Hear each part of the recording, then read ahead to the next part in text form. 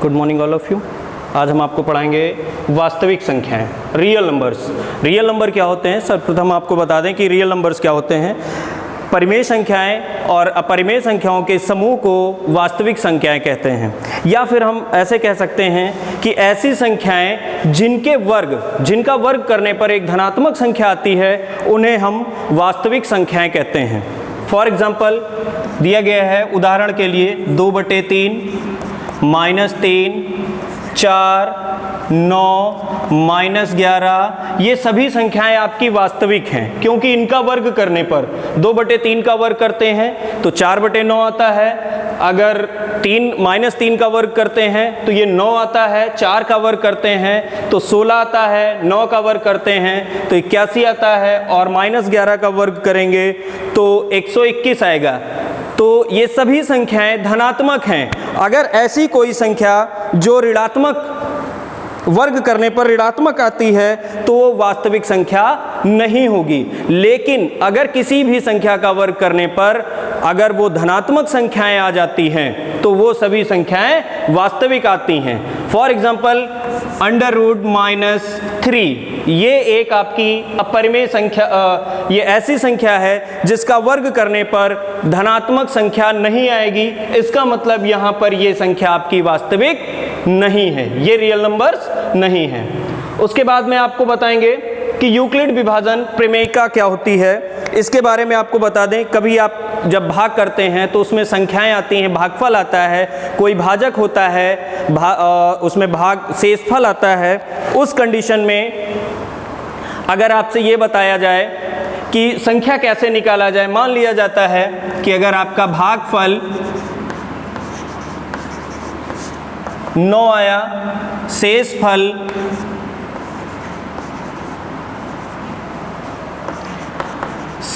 आपका 3 आता है, और यहाँ पर भाग करने के लिए भाजक जो है, भाजक दिया गया है, भाजक आपका 5 दिया गया है, तो वो संख्या क्या होगी? तो यहाँ पर हम संख्या कैसे निकालते हैं इस चीज़ के बारे में आपको बताएंगे। उसका एक फॉर्मूला होता है भाज्य निकालने के लिए, भाजक गुणे भागफल प्लस शेषफल। अब यहां पर भाज्य निकालने के लिए भाजक आपका जो दिया गया है वो 5 दिया गया है, और भागफल आपका 9 दिया गया है, प्लस शेषफल आपका 3 दिया गया है। यहां पर हमारा भाज्य क्या होगा?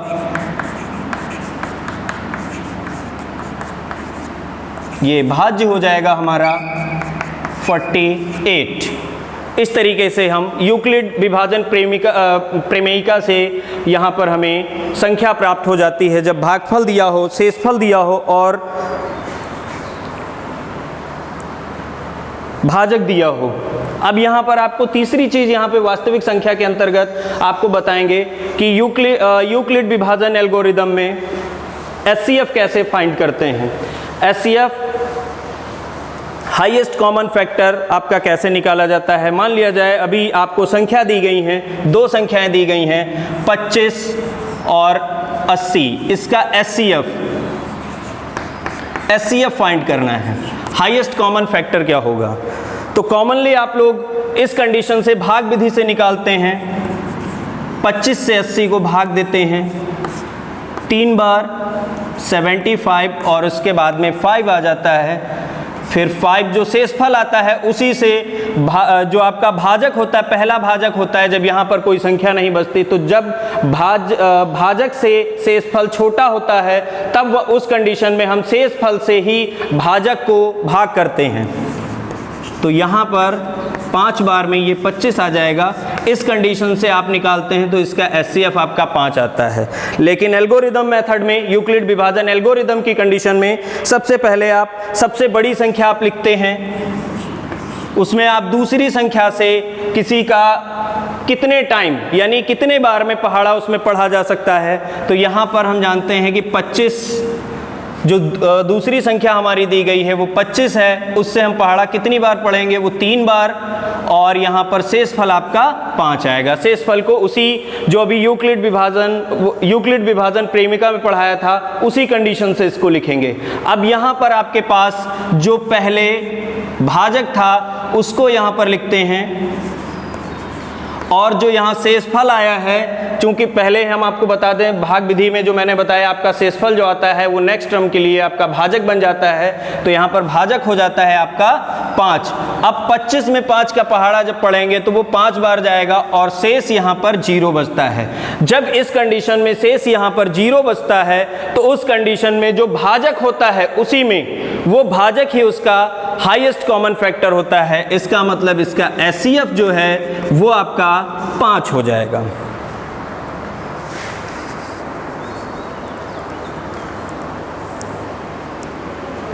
इसके बाद आपको वास्तविक संख्या के अंतर्गत कुछ संख्याएं ऐसी होती हैं जब आपको बताया जाता है कि संख्या कैसे पहचानेंगे, कौन सी शांत है कौन सी अशांत है संख्या, तो उस कंडीशन के लिए हम आपको बता दें शांत संख्याएं वे संख्याएं होती हैं जब कभी भी अपने डिनोमिनेटर से, अगर वो परिमेय संख्या है या कोई बटे में लिखी हुई या किसी से भाग दिया जाता है, मान लीजिए ये दिया गया है 2 और 5, 2/5 दिया गया है, तो ऐसी संख्या ये परिमेय संख्याएं हैं।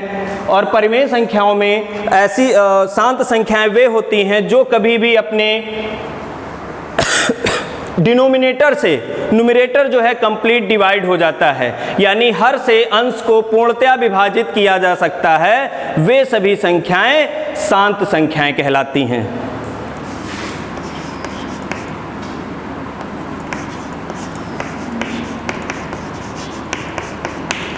ऐसी संख्याएं जो अपने हर से पूर्णतया विभाजित हो जाती हैं, जैसे 5 से 2 को भाग किया जाता है तो यहाँ पर 0 आ जाएगा, यहाँ पर माइनस करेंगे तो 2 बचेगा, 0 बढ़ाते हैं दशमलव हो जाएगा, 5 चौको 20, ये 20, यहाँ पर आपका शेषफल 0 बचता है। तो वे ऐसी संख्याएं जो पूर्णतया विभाजित हो जाती हैं जिसमें आवृत्ति बार बार किसी भी संख्या की नहीं होती है, ऐसी संख्याएं शांत संख्याएं कहलाती हैं, शांत दशमलव संख्याएं कहलाती हैं। और अशांत वे संख्याएं होती हैं जो कंप्लीट डिवाइड नहीं होती हैं, उनमें बार बार किसी संख्या की आवृत्ति होने लगती है। एग्जाम्पल,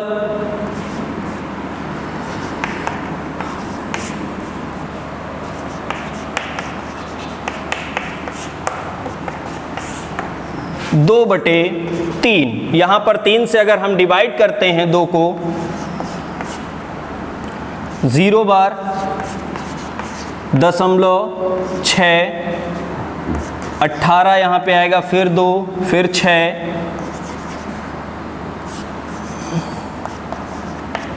तो यहाँ पर जो कंडीशन आ रही है वो बार बार 6, 6, 6, इसका मतलब ये संख्याएं कुछ इस टाइप से आ जाएंगी। अब ऐसी कंडीशन में जब ये पूर्णतया विभाजित नहीं हो रही है तो ये अशांत दशमलव संख्याएं कहलाती हैं। इनकी पहचान करने की विधि, आपको अगर संख्या दे दी जाती है, इनको कैसे पहचाना जाएगा, अगर आपसे ये पूछा जाता है कि ये बता दीजिए कि कौन सी संख्याएँ शांत हैं और कौन सी संख्याएँ अशांत हैं, उस कंडीशन में आपको कैसे पता चलेगा। सर्वप्रथम सबसे पहली संख्या अगर दी गई है 5/30 दे दी जाए, ये शांत संख्या है या अशांत संख्या, तो यहाँ पर हर के गुणनखंड कर देते हैं। अभाज्य गुणनखंड करने के बाद में ये पता चलेगा कि ये शांत संख्या है या अशांत, लेकिन वो सरलतम रूप में, ये परिमेय संख्या अपने सरलतम रूप में लिखी होनी चाहिए। अगर वो शांत है या अशांत है तभी उसकी पहचान की जाती है। तो सर्वप्रथम यहाँ पर हम जानते हैं कि हर के अगर अभाज्य गुणनखंड कर दिए जाएं, हर के अभाज्य गुणनखंड आपके आएंगे 30 के 2 गुणे 3 गुणे 5। अब यहाँ पर अभाज्य गुणनखंड की कंडीशन में जब सरलतम रूप में कोई परिमेय संख्या लिखी होती है तो उसके हर का अभाज्य गुणनखंड करते हैं, और उस अभाज्य गुणनखंड में ये देखा जाता है अगर किसी के गुणनखंड 2 और 5 के अलावा और कोई भी संख्या आती है, अभाज्य गुणनखंड ही होने चाहिए, और उसमें अगर 2 और 5 के अलावा कोई भी संख्या है तो वो आपकी अशांत संख्या होगी। लेकिन अगर उसमें के उसके हर के गुणनखंड में 2 और 5 ही है तो वो संख्या शांत होगी। यहाँ पर 2 और 5 तो है, लेकिन साथ में एक और संख्या दी गई है, वो है 3। अब इस कंडीशन में अगर कोई अतिरिक्त संख्या आ जाती है तो वहाँ पर ये संख्या अशांत हो जाएगी, अशांत हो जाएगी। अब शांत संख्या मान लीजिए ये दिया गया है 8/24। अब 24 के अगर हम गुणनखंड करते हैं तो 24 ये हो जाएगा आपका 2 गुणे 2 गुणे 2 गुणे 3। तो यहाँ पर बाकी संख्याएं तो 2 हैं, लेकिन एक संख्या और आ जाती है, वो 3। तो इसका मतलब ये 8/24 भी आपकी अशांत संख्या है। अगर ये दिया गया है 3/25, तो 25 के गुणनखंड आप करेंगे तो 25 बराबर 5 गुणे 5। यहाँ पर 5 के अतिरिक्त कोई संख्या नहीं आती है, तो ये आपकी शांत संख्या होगी। शांत संख्या में केवल 2 हो या केवल 5 हो या दोनों ही हैं अगर, तो वो सभी संख्याएं शांत होंगी। लेकिन अगर 2 और 5 के अलावा अभाज्य गुणनखंड में कोई भी संख्या आती है, 3 आ जाए, 7 आती है, 11 आती है, तो ऐसी कंडीशन में ये सभी संख्याएं अशांत होंगी। अशांत संख्याओं को परिमेय संख्याओं के रूप में व्यक्त करने के लिए क्या करते हैं? पहले तो आपको बता दें, शांत संख्याओं को जो आपने पहले पढ़ा है, शांत संख्याएं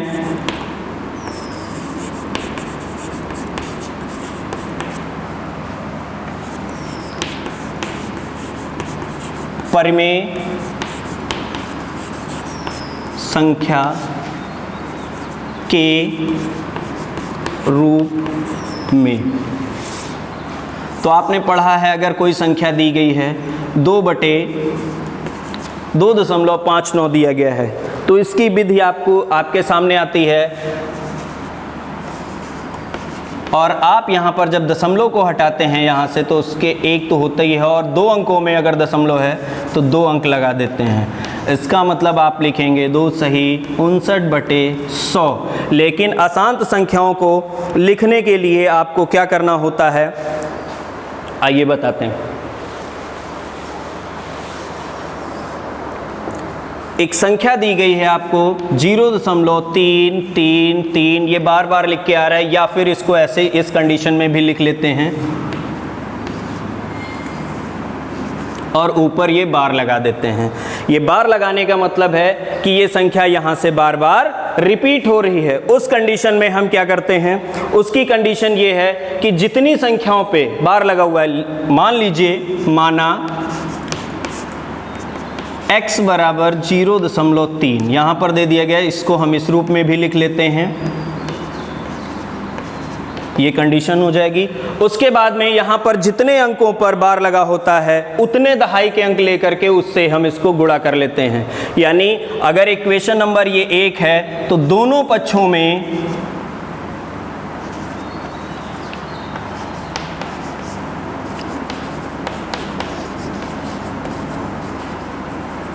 10 से गुणा करने पर यहाँ पर कर लिया जाता है। तो इस कंडीशन में जब 10 से गुणा करेंगे तो ये आएगा 10x बराबर 3.333, ये अनंत तक, ये समीकरण 2 हो जाएगी। अब समीकरण 2 से 1 को घटाने पर, जब इसको घटाते हैं तो यहाँ पर यह आएगा 10x माइनस x बराबर 3.333 और माइनस हो जाएगा 0.333 ऐसी संख्या है। अब यहाँ पर ये आ जाएगा 9x बराबर, यहाँ से जब इसको घटा देंगे तो यहाँ पर आपका 3 शेष बचेगा, x बराबर 3/9, x बराबर 1/3, ये कंडीशन आपकी हो जाती है। ये अशांत संख्याओं को व्यक्त करने के लिए। इसी प्रकार से एक संख्या और आती है,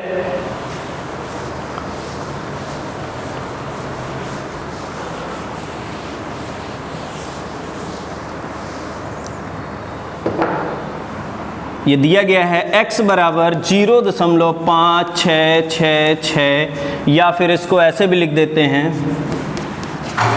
x बराबर 0.56, यहाँ पे बार लगा हुआ है। इस कंडीशन में सबसे पहले यहाँ पर जब ये कंडीशन आती है, यहाँ पर जिस पे बार लगा हुआ है दशमलव के बाद जितने भी अंक हैं और जितने अंकों पे बार नहीं लगा हुआ है, सबसे पहले हम उसके दहाई अंक से, यानी एक अंक पे नहीं, तो इसका मतलब है हम 10 से गुणा करेंगे, और 10 से गुणा करने के बाद में दशमलव के बाद 2 अंक हैं तो यहाँ पर हम 100 से गुणा करते हैं। सबसे पहले सर्वप्रथम x बराबर 0.3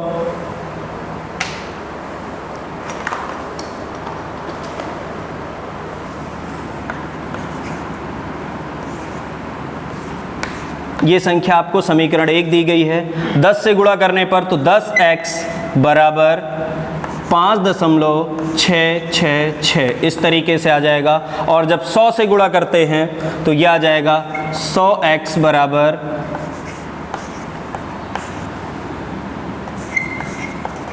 ये समीकरण 2 और ये समीकरण नंबर 3। अब क्या होगा, समीकरण 3 से